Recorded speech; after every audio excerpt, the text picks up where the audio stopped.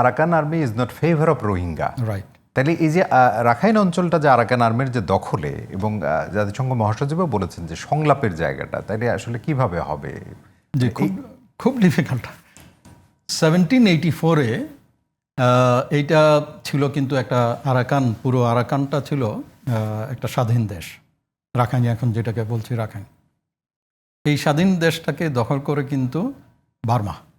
Burma কি ছিল? Burma ছিল এই সেন্ট্রাল মিয়ানমারের যে অংশ, মান্দালে এবং তার আশেপাশে, এইটা ছিল বেসিক্যালি বার্মা। তো তারা এইটাকে দখল করে, এবং তৎকালীন রাজা যিনি বাদপাও নামে পরিচিত, উনি এসে এই আরাকানটাকে দখল করে ফেলে। তাহলে কি হলো? সেই সময় ওরা ছিল বামার আর এরা হলো রাখাইন। তো রাখাইন, বামার এসে রাখাইনকে দখল করে ফেললো, এবং তখন রাখাইন এবং রোহিঙ্গা দুজনেই নির্যাতিত, নিষ্পেষিত, এবং তারা দুজনেই এসেছে বাংলাদেশে, এসে কিন্তু আশ্রয় নিয়েছে। এই যে আমাদের বান্দরবনের নিচে যে বোম জাতি যাদেরকে বলা হয়, ওরা কিন্তু actually they came from Rakhine. Marma যে এর ইতিহাস অনেক গভীরে, 1784-এর কথা বলছি আমি। তো সেই সময় এরা চলে এসছে ফ্রম আরাকান টু মারমা, যেটাকে মিয়ান বলে। মিয়ান মানে হলো মিয়ানমারের অধিবাসী। তো সেই থেকে আস্তে আস্তে অপভ্রংশ হয়ে এটা এসছে মারমা। তো তার মানে দেখেন, ওই সময় রোহিঙ্গা এবং রাখাইন যারা, এরা দুজনেই নির্যাতিত ছিল বাই বামার। তারা এসেছে বাংলাদেশে। আবার পরবর্তীতে আমি যদি ওইখান থেকে স্ট্রেট চলে আসি 2011-12-তে, তখন আমি চিরংয়ে ছিলাম পোস্টেড। তখন যে একটা সেক্টেরিয়ান ভায়োলেন্স যেটা হয়েছিল, তখন এই সেক্টেরিয়ান ভায়োলেন্সে এসছে রাখাইনরা রোহিঙ্গাদের উপরে এথনিক ক্লিনজিং করেছে, জাতিগত একদম নির্মূল যে অপারেশন তারা করেছে 2011-12 দিকে। এবং তখন থেকেই তাদের সাথে যে এনিমিটি যেটা আছে, এই এনিমিটিটা আরও বেড়েছে। কেন আসলো এনিমিটিটা? কারণ হলো এই বামার এবং স্পেশালি যে তাতমাদাও যে আছে, তারা চেয়েছে সকল সময় ডিভাইড অ্যান্ড রুল করে প্রত্যেকটা স্টেটে তাদের শাসনকে পরিচালনা জারি রাখা। তো সেইটার পার্ট হিসাবে রাখাইন তখন অত্যাচার করে রোহিঙ্গাদেরকে, এবং সেই অনুযায়ী তারা ওই সময় 2011-12-তেও কিন্তু রোহিঙ্গারা রাখাইনের অত্যাচারে এসেছিল। জি। আর 2017-তে এসেছে, সেটা হলো বামার অথবা তাতমাদাওয়ের অত্যাচারে। তাহলে দুই গ্রুপের, অর্থাৎ তাতমাদাও এবং রাখাইন, দুই গ্রুপের কারোরই পছন্দের লোক কিন্তু রোহিঙ্গা নয়। ফলে ওভারঅল যে কমপ্লেক্স সিচুয়েশন যদি বলি, from religious point of view, from ethnic point of view, from administrative point of view, সকল দিক থেকে কিন্তু রোহিঙ্গারা অনেক বিপদের ভেতরে আছে। তাহলে সলিউশন, সংকটটা তো তাহলে তো আসলে অনেক জটিল, খুবই জটিল।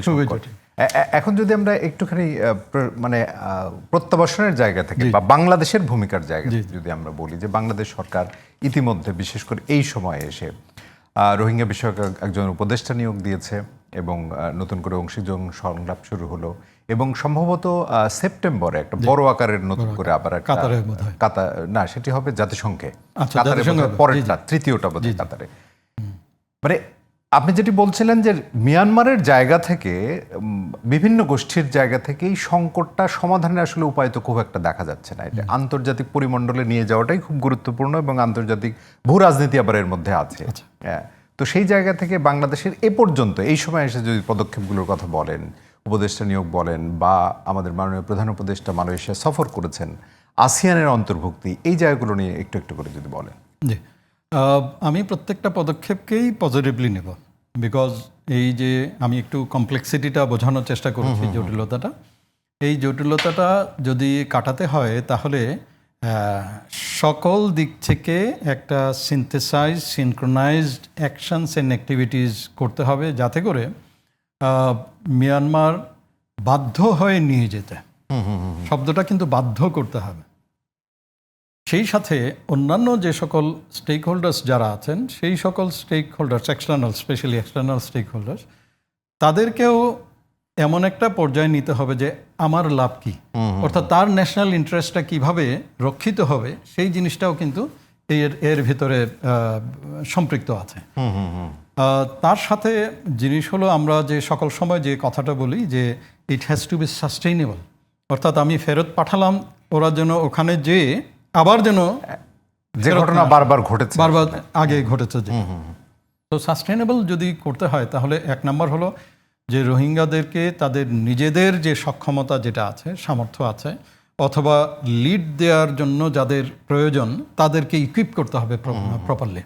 আজকে দেখেন যারা ডায়াসপোরা যারা আছে, অর্থাৎ রোহিঙ্গাদের বিভিন্ন বিভিন্ন দেশে, এবং আমি আরেকটা জিনিস যুক্তও করি যে আরাকান রোহিঙ্গা ন্যাশনাল কাউন্সিল নামে নতুন একটা রাজনৈতিক প্ল্যাটফর্মও বোধহয় তৈরি হয়েছে, যেখানে ডায়াসপোরারাও অন্তর্ভুক্ত আছে।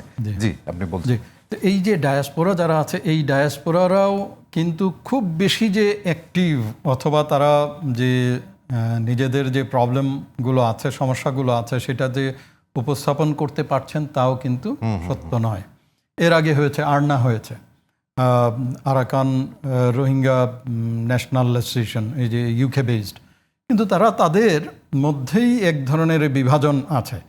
আবার বিভাজন আছে সে ডায়াসপোরার সাথে যারা ক্যাম্পে বসবাসরত আছে, প্লাস আইডিপি হিসেবে যে রোহিঙ্গারা আছে মিয়ানমারের ভেতরে, তার মধ্যে যে একটা নেটওয়ার্কিং দরকার সেটাও নাই। বিশেষ করে ক্যাম্পে সেই নেটওয়ার্কিংটা হতে পারে কিভাবে? মানে এটি তো খুব ইউজুয়াল ব্যাপার না, মানে এটিও হতে পারে। এইখানেই হলো ওই যে বাংলাদেশের যে কাজ, যেটা সেটাই বলছিলাম, বাংলাদেশের এই জায়গাগুলোতে কাজ করা দরকার আছে। সে ফর এক্সাম্পল যারা এখানে ক্যাম্পে আছে, রিমেম্বার এরা কিন্তু খুব নির্যাতিত, নিপীড়িত, এবং ইয়াং যারা আছে তারা দেখেছে তাদের মাকে হত্যা করছে, বাবাকে হত্যা করছে, ভাইকে হত্যা করছে, আত্মীয় স্বজন যারা আছে তাদেরকে টর্চার করছে, হত্যা করছে।